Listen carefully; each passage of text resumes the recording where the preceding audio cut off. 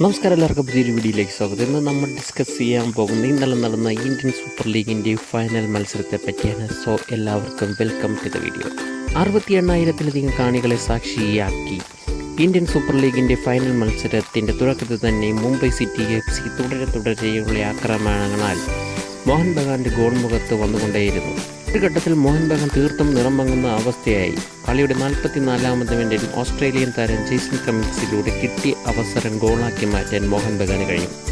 അധികം താമസിക്കാതെ 53-ാമത്തെ മിനിറ്റിൽ അർജന്റീന താരമായ പെരേര ഡയസിലൂടെ ഗോൾ നേടി മുംബൈ സിറ്റി സമനില. 81-ാമത്തെ മിനിറ്റിൽ പകരക്കാരനെത്തിയ ബിപിൻ സിംഗ് മുംബൈ സിറ്റിയെ മുന്നിലെത്തിച്ചു.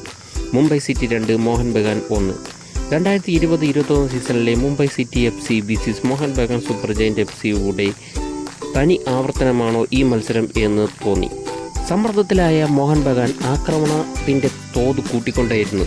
90-ാം മിനിറ്റിൻ്റെ അധിക സമയത്ത് മുംബൈ സിറ്റി സ്വാക്യൻ താരമായ യാക്കുവിലൂടെ മുംബൈ സിറ്റി മുന്നിലെത്തി. ഇതോടെ മുംബൈ സിറ്റി 3, മോഹൻ ബഗാൻ 1 എന്ന നിലയിലെത്തി. ബഗാനെതിരായ മത്സരത്തോടുകൂടി മുംബൈ സിറ്റിയുടെ ഇന്ത്യൻ സൂപ്പർ ലീഗിൽ 2 തവണ വിജയിക്കുകയും 2 തവണ ലീഗ് ഷീൽഡ് നേടുകയും ചെയ്തു.